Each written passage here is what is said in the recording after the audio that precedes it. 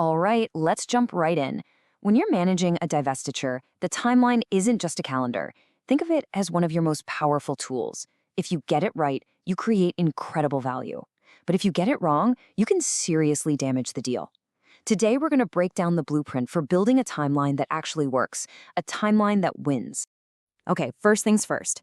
The core principle here is super simple, but it changes everything. Speed is value. Seriously, every single day you can cut from the separation process has a direct impact on the bottom line.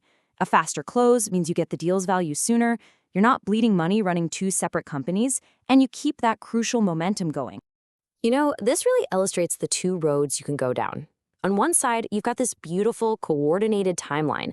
That's where you're making money, saving money, and your teams are totally in sync, hitting ambitious goals. But on the other side, that's the siloed approach. That's where every team is off doing their own thing. And that road leads straight to destroying value, expensive do-overs, frustrated teams, and just a whole mess of delays. So this brings us to the big question, right? How do you guarantee you're on that first path? How do you actually design a timeline that drives value instead of, accidentally blowing it up? That's exactly what we're about to get into. The answer starts with an idea that might feel a little backwards at first. To build the absolute best timeline for the whole deal, you actually have to put one specific function front and center. And that function is IT. Look, in any modern deal, IT isn't just some back office support team. It's the central nervous system for the entire separation. Almost every single major task in legal, HR, and finance completely depends on IT systems to get done. IT is the ultimate bottleneck, or the ultimate enabler. Let's just take legal, for example. They're working hard to set up all the new legal entities, which is a massive job. But here's the thing, the IT team is literally stuck. They can't start configuring the core business systems until they get the official company names, the tax IDs, and all that banking info from legal. So legal's final product is IT's starting block.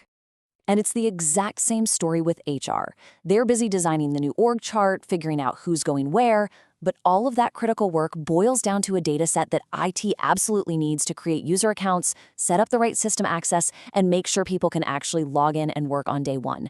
No data from HR means no access from IT. Simple as that. And you guessed it, same thing with finance. The finance team is setting up all the new bank accounts for these new companies.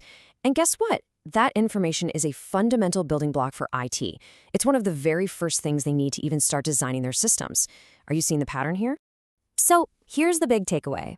Once you realize that everyone is waiting on IT, you have to flip your whole planning process upside down. Instead of asking each team for their timeline and trying to patch it all together, you start with IT's critical path. You build the entire deal timeline around what IT needs to do, and then you plug in everybody else's tasks. It's the only way to create a plan that's actually realistic and achievable from the get-go. Okay, so we know IT has to lead the way. That's the what. Now let's talk about the how. How do you actually do this? Well, here's a pretty straightforward 4-step blueprint your SMO can use. First, you figure out the core functions involved, your usual suspects, legal, HR, finance, and IT. Then you identify the key players in each of those teams. Step 3 is the real secret sauce. You get them all together for alignment sessions. We'll talk more about that in a sec. And finally, you get a formal sign-off on the timeline from everybody. Now, that third step, this is where the magic really happens.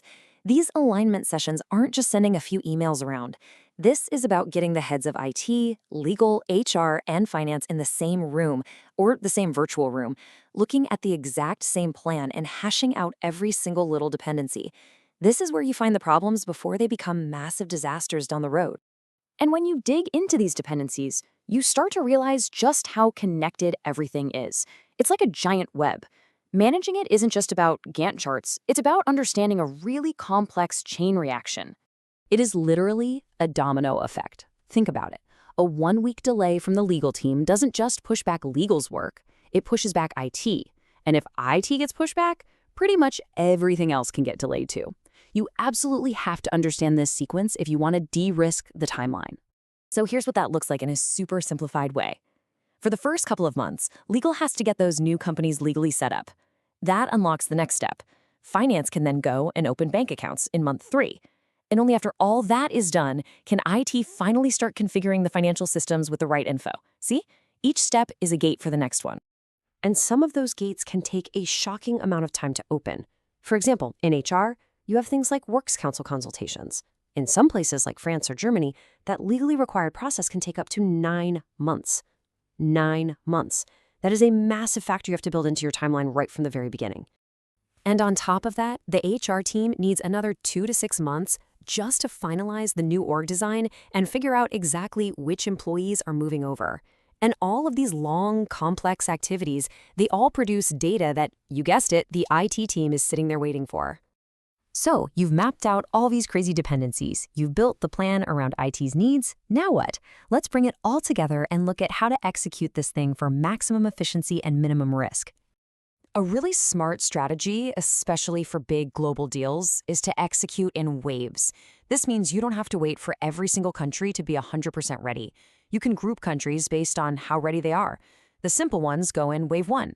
This lets you make constant progress and start seeing results, instead of letting your most complicated country dictate the pace for the entire project. And when you do all this, what you end up with is a timeline that acts as a solid anchor. It becomes the one single source of truth for the whole deal. And with that anchor in place, every single team, legal, HR, finance, IT, can build their own detailed plans with total confidence because they know exactly what they have to do and when they have to do it by. So to wrap this all up, here are the key practices for your SMO to put into action. First, get the right people in the room, people who actually get the interdependencies. Bring in outside experts early for a fresh perspective. Hold those cross-functional meetings, and probably hold more than one. Define a super clear roadmap. And last but not least, get a formal written sign-off from every single function on that final timeline. And that really leaves us with one final thought. As you get ready for your next deal, just ask yourself this.